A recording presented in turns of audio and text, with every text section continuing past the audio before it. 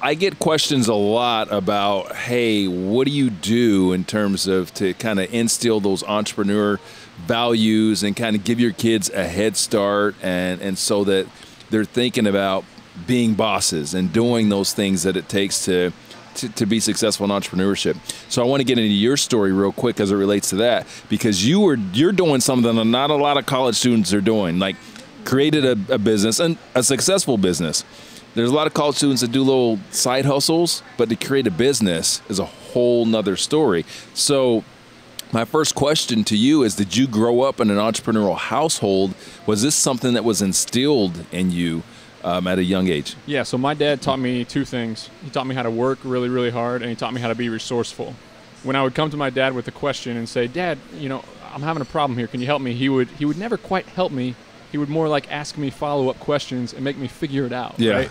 And that kind of just made me learn how to solve my own problems and kind of look at problems. Because in school, right, we're taught to look at a book and the answers on the page before it and memorize it, and all the answers are there for you. Yes. And so I was really lucky to have a dad who kind of instilled in me, okay, life, you're not going to have the answers in life. You're not going to have the answers in business, especially if you want to do things that not everybody else is doing. So figured out. What your dad was instilling in you, or rather teaching you, was how to become wise.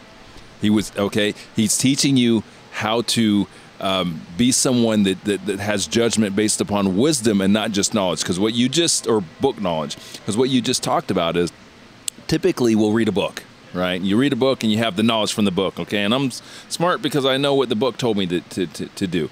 But actually having to source the information and having to act on it yourself is so much more powerful of a learning tool. Mm-hmm. And I think key for entrepreneurs. So one big thing to take away from that for parents out there is like, man, make your kids figure it out. Make your kids figure that shit out. Mm-hmm.